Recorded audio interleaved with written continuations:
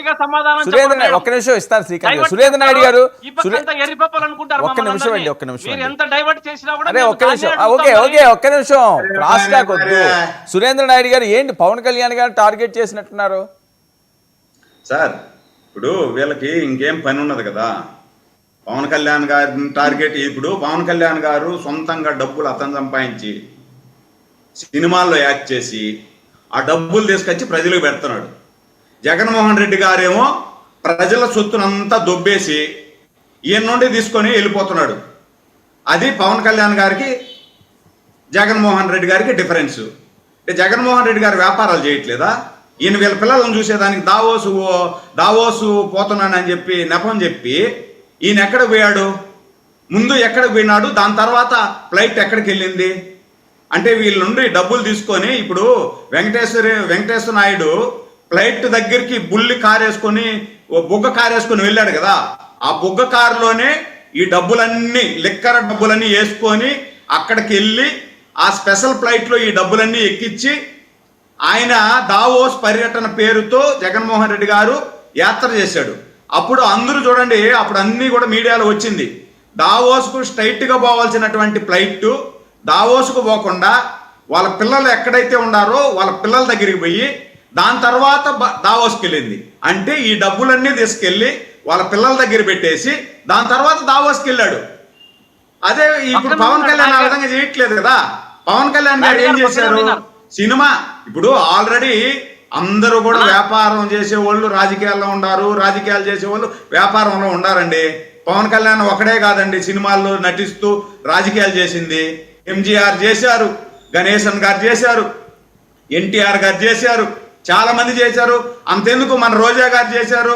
రోజా గారు మంత్రిగా ఉన్నటువంటి సందర్భంలోనే ఇక్కడ జబర్దస్త్ షోలు చేశారు, జబర్దస్త్ షోల్లో డబ్బులు సంపాదించారు.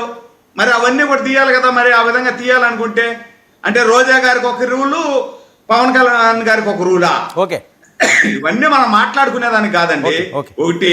రెండోది వచ్చి ఇందాక మీరు ఇంకొక ప్రశ్న అడిగారు, పాదయాత్ర స్టార్ట్ చేస్తున్నారు జగన్మోహన్ రెడ్డి గారు అని చెప్పి భయపడి రేపు ఎల్లుండో అరెస్ట్ చేసేస్తారు మనల్ని, మనం జనాల్లో దాక్కుందాం, జనాల్లోకి వెళ్ళిపోదాం అంటే జనాల మీద ప్రేమ కాదండి. నిజంగా జనాల మీద ప్రేమ ఉంటే అధికారంలో ఉన్నటువంటి 5 సంవత్సరాలు ఏ రోజైనా జనాల్లోకి వచ్చాడా? 5 సంవత్సరాలు మాత్రం జనాలలోకి పరదాల యాత్ర చేశాడు. కట్ చేస్తే అధికారం పోయే కొందికి పాదయాత్ర అంటున్నాడు. నువ్వు అధికారంలో ఉండేటప్పుడు కదా జనాల్లోకి రావాలా? బటన్ నొక్కేటప్పుడు ఏ రోజైనా ఈరోజు చంద్రబాబు నాయుడు గారి లాగా పొలాలలో మంచాలు వేసుకొని మంచం మీద కూర్చొని రైతులను పక్కన పెట్టుకొని ఏ రోజైనా మాట్లాడారా మీరు? బాలకోటి గారు ఏంటి పవన్ కళ్యాణ్ గారు టార్గెట్ చేసినట్టున్నారు? రిట్ పిటిషన్ వేసారట, చాలా వ్యాజ్యాలు ఇవ్వాలంటున్నారట, సిబిఐకి అప్పు చెప్పాలంటున్నారట. వర్మ గారు ఇస్తాను మీకు ఇస్తాను శ్రీకాంత్ గారు అయిపోయింది. వర్మ గారు నాకు జర్నలిస్ట్ గా బాగా గుర్తు. ప్రియాంక గాంధీ నా భార్య అని చెప్పని హైకోర్టులో అఫిడవిట్లు దాఖలైంది. ప్రియాంక గాంధీ నా భార్య అని ప్రేమలేఖలు రాశారు, హైకోర్టులో పిటిషన్లు వేశారు. ఎందుకంటే సమాజంలో ఒక హోదా కలిగిన వ్యక్తి మీద కేసులు పడతాయండి. అది పవన్ కళ్యాణ్ గారి మీద పడుతుంది, చంద్రబాబు నాయుడు గారి మీద పడుతుంది, లోకేష్ మీద పడుతుంది.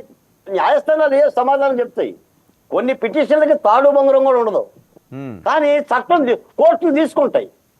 పిటిషన్ అంటే ఏముందండి, అక్కడ ఏదో రుసుము కడతాము, ఒక అడ్వకేట్ పెడతాం, ముందు కాగితం అక్కడ వేస్తాం.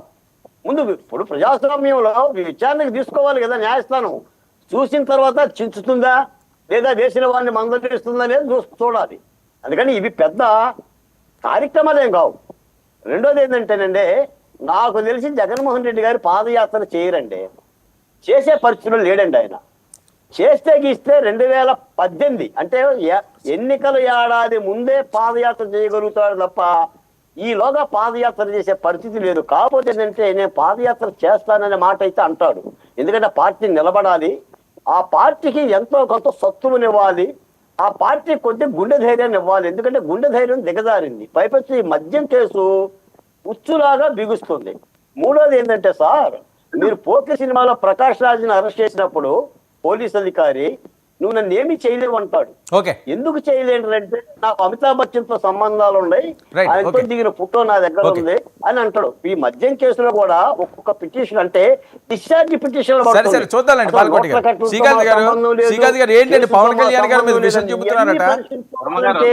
పవన్ కళ్యాణ్ గారి మీద విషయం చూపుతున్నారట ఏంటి శ్రీకాంత్ గారు? కలిగిన నేరస్తులండి. ఓకే శ్రీకాంత్ మీరు కీర్తనకి ఇవ్వాలి కదా అండి వర్మ గారు, ఆ వర్షం తీసుకోవాలి కదా, కీర్తన వర్షం తీసుకోవాలి కదా మీరు.